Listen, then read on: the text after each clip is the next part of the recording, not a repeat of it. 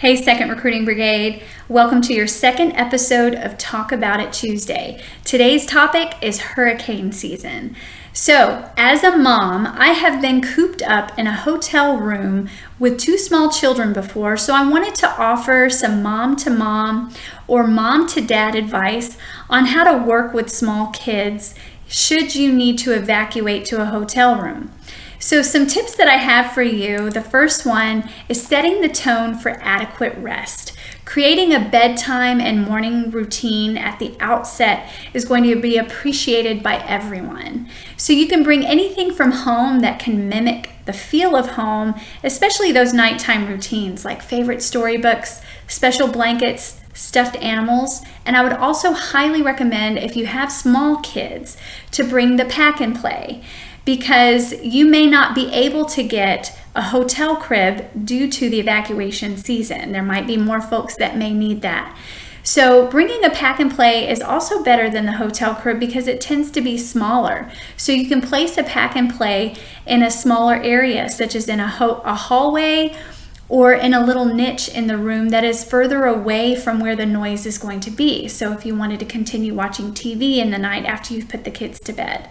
Another thing is to consider bringing air mattresses, because we know that siblings don't always sleep well together, and there'll be less fights when they're separated during their sleeping. Noisemakers are a must-have because it offers continuous noise throughout the night that's going to keep you asleep. You might think that plugging in your phone and playing white noise on an app all night might do the trick, but sometimes the Wi-Fi is spotty, so consider purchasing or bringing a fan that you already own that is portable and can fit in your car. Curtain clips are also a must-have because we've all been there where that sliver of sunshine tends to make its way into the room and it wakes people up well before it's time to get up. If you forget curtain clips, then you can just go into your hotel room closet and pull out one of these guys and just clip it along the side and towards the end, and you should be good to go. So don't feel the need either to overpack your dry goods. If you go with a trusted online retailer, they can generally ship directly to your hotel room. So things like diapers, pull-ups, formula, that could be helpful so that you have room in your car for other things that are going to make things more comfortable for you.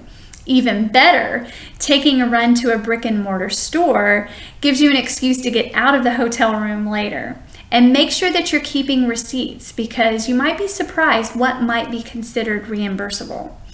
Another thing is, don't expect your kids to be satisfied in a hotel all day long. I know you get this as a parent, unless there's a nice pool. If there is a nice pool, sure, they could entertain themselves, but just make sure you're slathering on the sunscreen and never leaving them unattended. We know that if a sunburn happens, no one's going to get any sleep that night. So you can also plan some excursions away from the hotel that won't cost you a dime, except the gas that it takes to get there, such as finding the closest library and taking advantage of story time and craft time throughout the day. You can also find your closest park, pack a lunch, and have a picnic out there. Your kids need the exercise. The more exercise they get, the better everyone is going to sleep.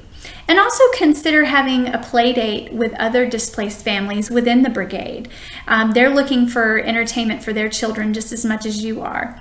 And if you have big kids, never underestimate how much enjoyment they would get out of visiting these places as well. Now, the other thing that I would recommend is packing duct tape.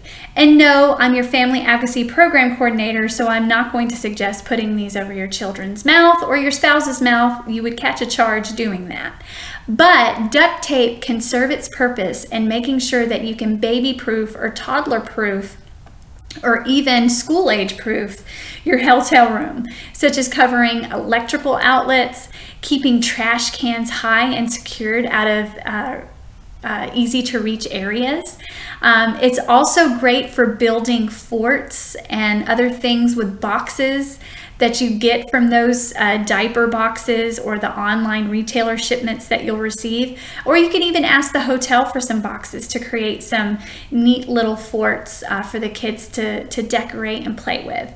Another thing that you should consider if you would like your kids to remain entertained is to bring some painter's tape, and they can write their name with tape on the carpet. It's easy to come off, and that could keep them busy for quite some time.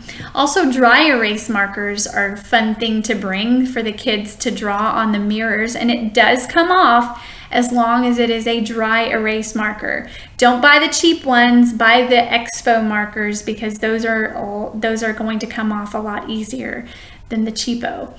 So card games, board games, those things are going to be helpful as well. If all else fails, trans fats, sugar, and plenty of devices available are going to keep them out of your hair and keep you sane. And try not to feel bad when you rely on these things a little more than usual. Everyone's out of a routine. Everyone needs some level of downtime and comfort. So I've attached a YouTube video that involves a couple travel hacks. The first 3 minutes really held my attention, but play on if you like the video.